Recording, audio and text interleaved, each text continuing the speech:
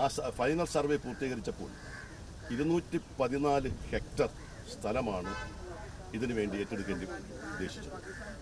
അതുപോലെ 111 കിലോമീറ്ററാണ് അങ്കമാലി മുതൽ എരുമേലി വരെ ഇതിൻ്റെ ദൈർഘ്യമുണ്ടായിരുന്നത്.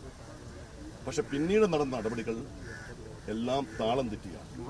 214 ഹെക്ടർ ഭൂമി ഏറ്റെടുക്കേണ്ട ആവശ്യം വന്നപ്പോൾ കേവലം 24 ഹെക്ടർ ഭൂമി മാത്രമേ ആ കാലഘട്ടത്തിൽ ഏറ്റെടുത്തിട്ടുള്ളൂ. 111 കിലോമീറ്റർ റെയിൽവേ ലൈൻ വലിക്കേണ്ടിടത്ത് 7 കിലോമീറ്റർ അങ്കമാലി മുതൽ കാലടി വരെയുള്ള 7 കിലോമീറ്റർ ലൈൻ വലിച്ചു. കാലടിയിൽ ഒരു റെയിൽവേ സ്റ്റേഷൻ നിർമ്മിച്ചു. പെരിയാറിന് ക്രോസ് ചെയ്ത് ഒരു റെയിൽവേ പാലം നിർമ്മിച്ചു.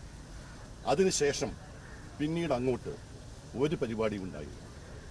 1997-98 കാലഘട്ടത്തിൽ റെയിൽവേ ബഡ്ജറ്റിൽ 518 കോടി രൂപ വകവെച്ചതിന് പിന്നീട് സ്വാഭാവികമായും അത് വർദ്ധിച്ചു. പിന്നീട് അത് പുനഃപ്രസിദ്ധീകരിച്ചത് 2500-ലധികം കോടി രൂപ വേണമെന്ന് പറഞ്ഞു. പക്ഷേ ഇതിൽ തർക്കം വന്നത് സംസ്ഥാന ഗവൺമെൻറ്റും അതുപോലെ തന്നെ കേന്ദ്ര ഗവൺമെൻറ്റും റെയിൽവേ ബോർഡും ഇതിൻ്റെ വിഹിതം എങ്ങനെ എന്നതിനെക്കുറിച്ചൊരു തർക്കമുണ്ടായി.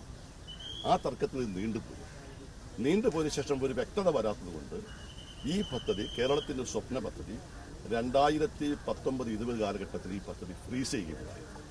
അതിനുശേഷം ഞങ്ങൾ എല്ലാ എംപിമാരും ഈ കേരളത്തിൻ്റെ ഈ സ്വപ്ന പദ്ധതി പുനർജീവിക്കണം, ഇത് പുനരാരംഭിക്കണമെന്ന് ആവശ്യപ്പെട്ടുകൊണ്ട് ഞങ്ങൾ പാർലമെൻറ്റിൽ പലപ്പോഴും പല തലത്തിൽ ഞങ്ങൾ ആവശ്യം ഉന്നയിച്ചിട്ടുണ്ട്. റെയിൽവേ അതിൻ്റെ ബഡ്ജറ്റ് ചർച്ചയിൽ പങ്കെടുത്തുകൊണ്ട് ഞങ്ങൾ ആവശ്യപ്പെട്ടിട്ടുണ്ട്. പക്ഷേ കഴിഞ്ഞ 2019 ശേഷം ഫ്രീസ് ചെയ്ത ഈ പദ്ധതിക്ക് ഇപ്പോൾ ചെറിയൊരു അനക്കമുണ്ടായിട്ടുണ്ട്. 30% വിഹിതം സംസ്ഥാന ഗവൺമെന്റ് ഏറ്റെടുക്കാനുള്ള സന്നദ്ധത അറിയിച്ചുകൊണ്ടുള്ള കത്ത് കൊടുത്തതാണ്. പക്ഷെ ദീർഘവർഷങ്ങൾ ആ നിർദ്ദേശം ഉറക്കത്തിലായിരുന്നു. അത് കോൾഡ് സ്റ്റോറേജിലായിപ്പോയി എന്നുള്ളതുകൊണ്ടാണ് ഈ പദ്ധതി ഫ്രീസ് ചെയ്യപ്പെട്ടത്. ഇനിയിപ്പോൾ അതിന് ജീവൻ വെച്ചിട്ടുണ്ട്. ഇതിവിടെ ബെന്നി സൂചിപ്പിച്ചതുപോലെ ഡീഫ്രീസ് ചെയ്യാൻ കേന്ദ്ര ഗവൺമെന്റ് തീരുമാനിച്ചു. സംസ്ഥാന ഗവൺമെന്റ് 50% വിഹിതം വഹിക്കാൻ തയ്യാറാണ് എന്നുള്ള നിർദ്ദേശം കേന്ദ്ര ഗവൺമെന്റ് മുന്നിൽ വെച്ചു എന്ന് എംപിമാരുടെ യോഗത്തിൽ മുഖ്യമന്ത്രി അറിയിച്ചെങ്കിലും ഇപ്പോഴും അതേ സംബന്ധിച്ച് ഫലപ്രദമായ തലത്തിൽ ഇവിടെ ഒരു ക്രിയേറ്റീവായ തലത്തിലുള്ള നിർദ്ദേശം വന്നിട്ടില്ല എന്നുള്ളതാണ് മനസ്സിലാക്കാൻ കഴിയുന്നത്. സംസ്ഥാന ഗവൺമെന്റ് ഇതിനുവേണ്ടി കേരളം മുടക്കുന്ന തുക കടമെടുപ്പ് പരിധിയിൽ പെടാതെ അതിന് ഒഴിവാക്കണമെന്നുള്ള നിർദ്ദേശം മുന്നോട്ട് വെച്ചു എന്ന് പറഞ്ഞിട്ടുണ്ട്. പക്ഷെ ആ നിർദ്ദേശം റെയിൽവേ മന്ത്രാലയത്തിന് മുന്നിലുണ്ട്. ധനകാര്യ മന്ത്രാലയത്തിൽ ആ നിർദ്ദേശം എത്തിയിട്ടില്ല എന്നുള്ളതാണ് ഞങ്ങൾ മനസ്സിലാക്കാൻ കഴിഞ്ഞത്. അതുപോലെ തന്നെ ട്രൈപാർട്ടി എഗ്രിമെന്റ് ഇതേവരെ നടപ്പാക്കുന്ന കാര്യത്തെ സംബന്ധിച്ച് സംസ്ഥാന ഗവൺമെന്റ് കോൺക്രീറ്റ് ആയ നിർദ്ദേശം വെച്ചിട്ടില്ല. ഇത് ആദ്യപടിയാണ് എരുമേലി വരെ. അവിടെ നിന്ന് റാന്നി, പത്തനംതിട്ട, കോന്നി വഴി പത്തനാപുരത്തേക്ക് ഇത് വഴി പുനലൂരിലേക്ക് നീട്ടുമ്പോൾ ഇത് കേരളത്തിലെ 3ാമത്തെ സമാന്തര പാതയാണ്. ഇത് ഞാൻ എംപി ആയി വന്ന വർഷം തന്നെ ഇതേ സംബന്ധിച്ച് അന്നത്തെ റെയിൽവേ മന്ത്രി മമതാ ബാനർജിക്ക് ഇത് സംബന്ധമായ നിവേദനം കൊടുക്കുകയും അവർ ബഡ്ജറ്റ് പ്രസംഗത്തിൽ ഇത് പ്ലാനിൽ ഉൾപ്പെടുത്തുകയായി ഇതിന് സർവേക്ക് ഉത്തരവിട്ട് മുന്നോട്ട് പോയതാണ്. ഈ പദ്ധതി മരവിച്ചുകൂടെ ആ നിർദ്ദേശവും മരവിച്ചിരിക്കുകയാണ്. കേരളത്തിലെ ഏറ്റവും പ്രധാനപ്പെട്ട കാർഷിക മേഖലയിലൂടെയാണ് ഇത് കടന്നു പോകുന്നത്.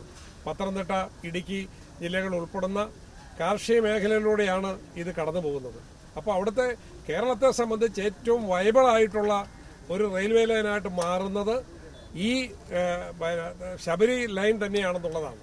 ഇത് തീർത്ഥാടകരെ സംബന്ധിച്ച് പ്രാധാന്യമുള്ളതാണ്. കാരണം കേരളത്തിന്റെ ജനസംഖ്യയേക്കാൾ കൂടുതൽ തീർത്ഥാടകരാണ് ഒരു സീസണിൽ വന്നു പോകുന്നത്. അത് മാത്രമല്ല, തീർത്ഥാടക സീസൺ അല്ലാത്ത കാലഘട്ടത്തിലും ഇത് കാർഷിക മേഖലയ്ക്ക് ഏറ്റവും കൂടുതൽ ഉത്തേജനം പകരുന്ന ഒരു പദ്ധതിയായി ഇത് മാറുമെന്നുള്ള കാര്യത്തിലാണ് കേരളം ഏറ്റവും കൂടുതൽ പ്രതീക്ഷ അർപ്പിച്ചിരിക്കുന്നത്. അതുകൊണ്ടാണ് ഇവിടെ ഇത് കേരളത്തിന്റെ സ്വപ്ന പദ്ധതിയാണ് എന്ന് പറഞ്ഞത്. ഇടുക്കിയിലെ സംബന്ധിച്ച് ഡീന് ഇവിടെ സൂചിപ്പിക്കും. ഇവിടെ ഞങ്ങൾ ഈ ശബരി റെയിൽവേ സംബന്ധിച്ച് മന്ത്രിയെ കാണാത്തതായോ അല്ലെങ്കിൽ ഞങ്ങൾ പാർലമെന്റിൽ ഉന്നയിക്കാത്തതായോ ചർച്ചകളിൽ പങ്കെടുക്കാത്തതായോ ഒരു സെക്ഷൻ പോലും പാർലമെന്റിന്റെ ശബരി റെയിൽവേ പരാമർശിക്കാതെ കടന്നു പോയിട്ടില്ല എന്നുള്ളത് കേരളത്തിലെ എംപിമാർ കേരളം എത്ര പ്രാധാന്യത്തോടു കൂടിയാണ് ഈ പദ്ധതിയെ നോക്കിക്കാണുന്നത് എന്നുള്ളതിന്റെ ഏറ്റവും വലിയ ഉദാഹരണമാണ്.